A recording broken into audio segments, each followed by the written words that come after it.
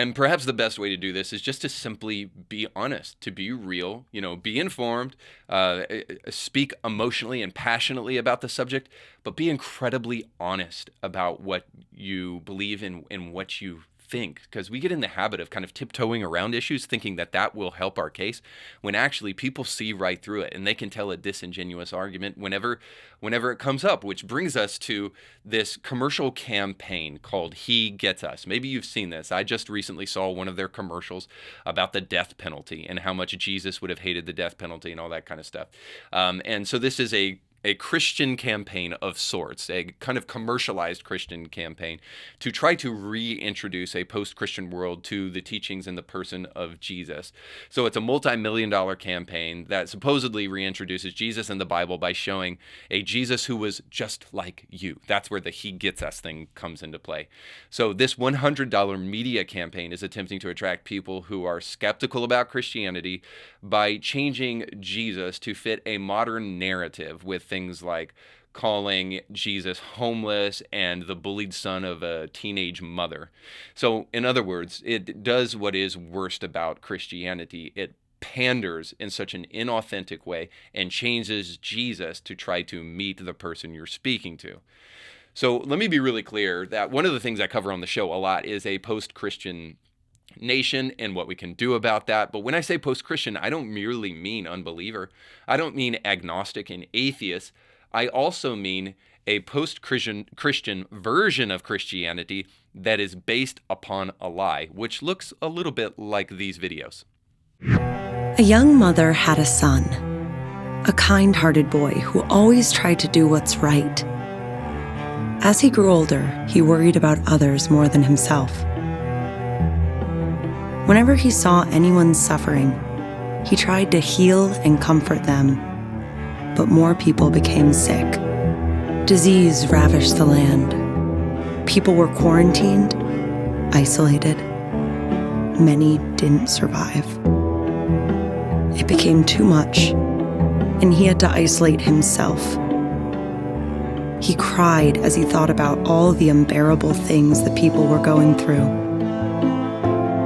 The mental anguish racked him with sorrow, but it was his cross to bear.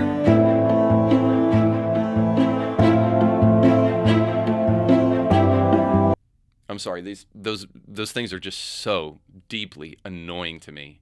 And here's why. A couple reasons. We're trying to be like him, not trying to make him like us.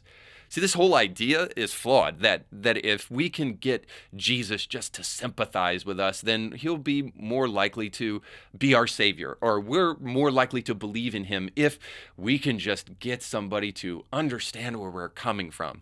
This idea that human sympathy is the greatest kind of tool that we have as Christians is just fully flawed. I'll talk about this in a moment when I talk about real love, but because a surefire way to get Jesus totally wrong on your spiritual journey is to make him like you, I think we should resist this kind of stuff.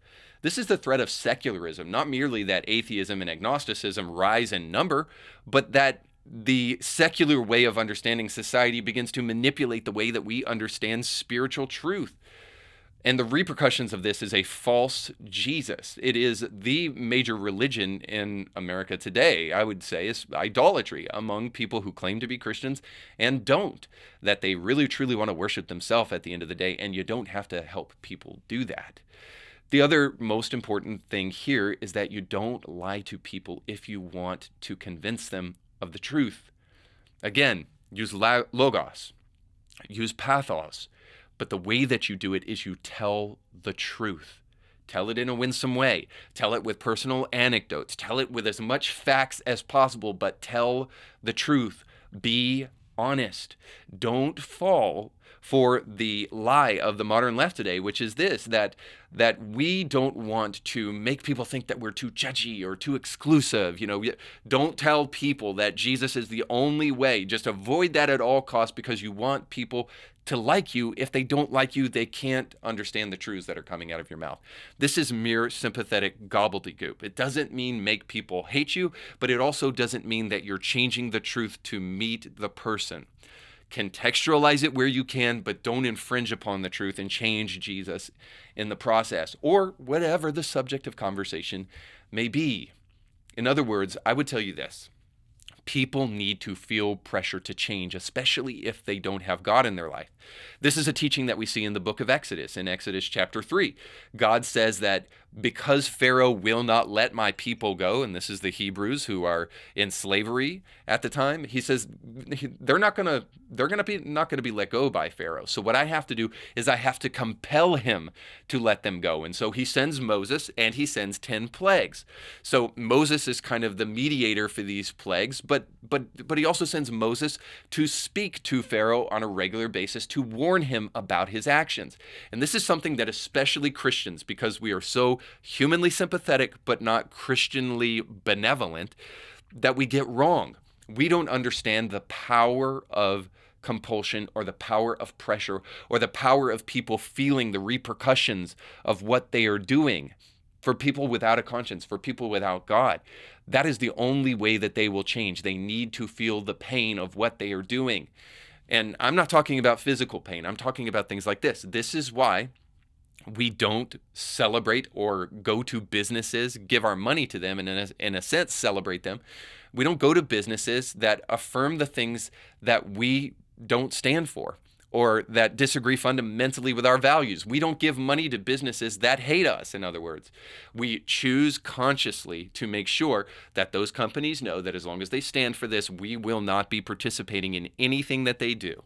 And that knowledge, although they may blow it off once, they may blow it off twice, but if a third person does it, they start to think to themselves, boy, this is really, really bad for the bottom line. In other words, there needs to be ways in which we compel people to really adopt the truth. Now, obviously, we need to be honest, but now I'm talking about something far, far different, and ultimately something that is really the end cap, the summary of the show today, which is this.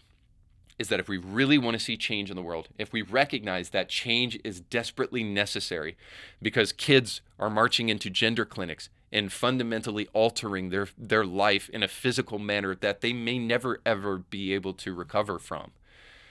And if we see that there are kids who are suffering the consequences for our lack of inactivity, our lack of standing up for the things that truly matter, if we realize that we have a responsibility to stop that, then what we need to do is we need to adopt the policy of doing something and being compelling and really displaying real love, real compassion, which is standing for the truth. Be gentle, but tell the truth.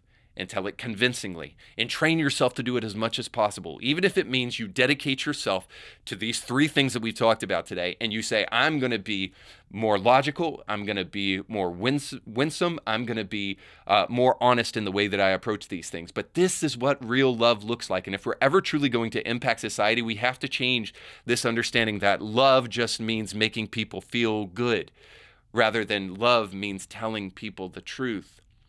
This is something that is called rational compassion. It's the kind of compassion that just pats people on the back and lets them go on their way into destruction is not real love. Real love is telling the truth as gently as possible. If you agree with me that moderns have not figured out how to actually derive joy from life, and this is why they are so suicidal in so many of their institutions and in the ideas that they're coming up with today. And if you perhaps believe that one of the reasons or one of the curatives for that might be stopping the rebellion that we see in modernity against religion, then the greatest act of love that you can possibly partake in is wake up from your slumber, stand up, and tell the truth.